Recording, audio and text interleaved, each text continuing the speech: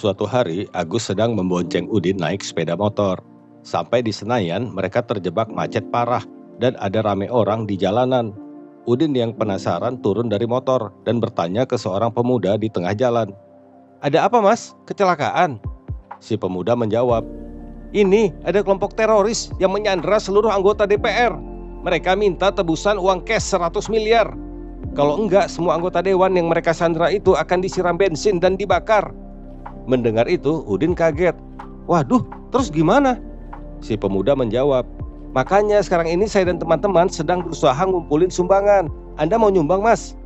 Udin bingung, terus sambil ngeraba dompetnya, Udin bertanya, Rata-rata yang lain nyumbang berapa, Mas?" Si pemuda menjawab, "Rata-rata menyumbang 1 liter." Seorang bapak di Aceh mengirim surat ke anaknya yang di penjara Nusa Kambangan karena terlibat gerakan Aceh Merdeka. Isi suratnya begini, "Hasan, bapakmu ini sudah tua, sekarang sedang musim tanam jagung, dan kamu di penjara pula. Siapa yang bantu bapak mencangkul kebun ini?" Seminggu kemudian si anak membalas surat bapaknya. "Demi Allah bapak, jangan cangkul kebun itu. Saya ada tanam senjata di sana," kata si anak dalam surat itu. Rupanya surat itu disensor pihak penjara. Esok harinya, setelah si bapak terima surat, datang 1 batalion tentara. Tanpa banyak bicara, tentara segera ke kebun si bapak dan seharian sibuk mencangkul tanah di kebun itu.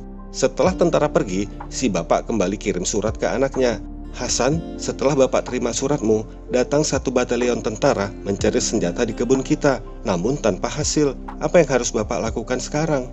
Si anak pun kembali membalas surat tersebut. "Sekarang bapak mulai tanam jagung saja, kan sudah dicangkul sama tentara."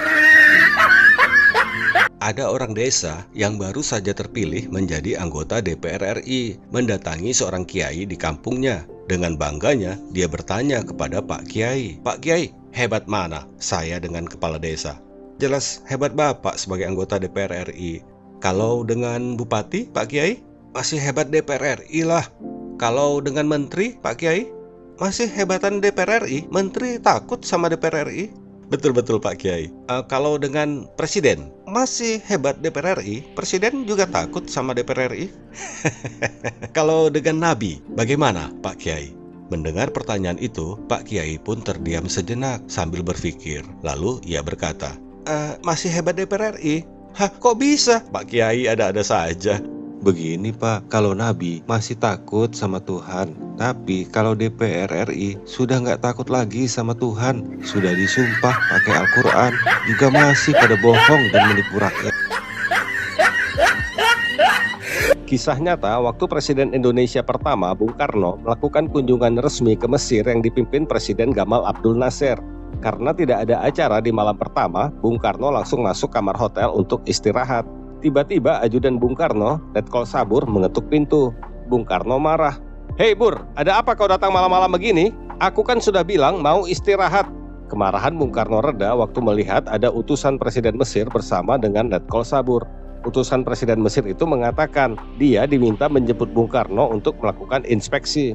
Bung Karno heran, tengah malam diminta untuk menghadiri inspeksi.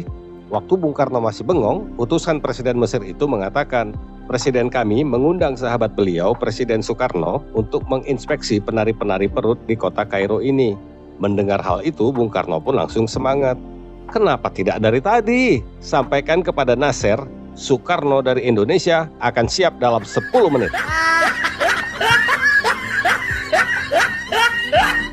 Setelah meninggal, Parto diterima masuk surga dengan amal ibadah yang pas-pasan. Untunglah dosanya sedikit, jadi dia nggak perlu dihangatkan dulu di neraka. Suatu hari ketika sedang jalan-jalan di surga, Parto terkejut melihat ada anggota DPR yang wajahnya sering dia lihat di TV karena kasus korupsi. Parto pun penasaran, jadi dia bertanya pada malaikat, "Malaikat, kenapa orang itu bisa masuk surga ya? Setahu saya dia itu koruptor.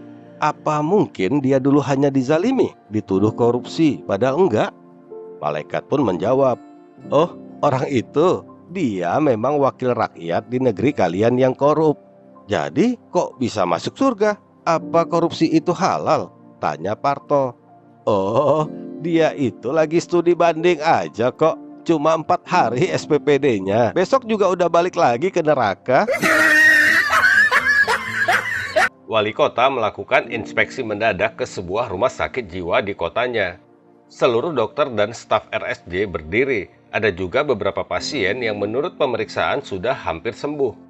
Wali kota pun menyalami seluruh staf dan waktu sampai di barisan pasien, wali kota menyapa sambil berkata, "Saya wali kota."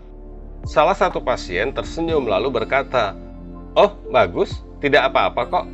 Wali kota pun bingung dengan jawaban itu, kemudian bertanya, "Tidak apa-apa? Maksudnya apa?" Pasien itu kemudian mendekat dan menepuk bahu wali kota sambil berkata dengan tenang, "Waktu saya baru masuk, saya juga ngaku gubernur. Lama-lama nanti sembuh kok sesudah dirawat di sini. Yang sabar ya." Semua orang pun tertawa, kecuali wali kota. Suatu malam di Jakarta, seorang anggota DPR pulang sendirian ke apartemennya setelah selesai sidang di Senayan. Saat baru turun dari mobilnya, dia dihadang seorang perampok dengan pisau. Si perampok berkata, "Serahkan uangmu sekarang juga." Rupanya anggota DPR itu menjawab, "Hei, kamu nggak tahu siapa saya ya? Saya anggota DPR RI." Si perampok pun berpikir sejenak, lalu dia berkata, "Oh, maaf, rekan seprofesi rupanya." Ketika sedang belusukan ke daerah yang miskin dan kumuh, Presiden Jokowi bertemu seorang ibu yang sedang jualan kue sendirian. Presiden Jokowi bertanya, "Ibu, sudah berapa lama ibu jualan kue?" "Sudah sekitar 30 tahun, Pak," jawab si ibu. "Oh, berapa orang anak ibu? Kenapa tidak membantu?" "Saya punya 4 anak, Pak. Semuanya sibuk bekerja." "Oh, begitu. Hebat. Kerja di mana anak ibu?" "Ada yang di Polda, KPK, Kejaksaan, dan yang bungsu di DPR RI, Pak. Makanya mereka tidak bisa membantu." Wah, luar biasa. Presiden pun sangat kagum karena sang ibu berhasil membuat anak-anaknya sukses hanya dengan berjualan kue. "Jabatan anak ibu di sana apa, Bu?" tanya Presiden lagi. "Oh, sama, Pak. Jualan kue." Seorang redaktur koran nasional gemetaran setengah mampus karena mendapat telepon ancaman dari ketua DPR RI. Masalahnya, kemarin koran mereka membuat berita yang berjudul "Setengah anggota DPR RI melakukan korupsi." Karena ancaman itu, ia pun segera membuat ralat untuk edisi koran besoknya dengan harapan bisa dimaafkan oleh pimpinan DPR RI. Inilah judul berita yang terbit esok harinya. "Setengah anggota DPR RI tidak korupsi."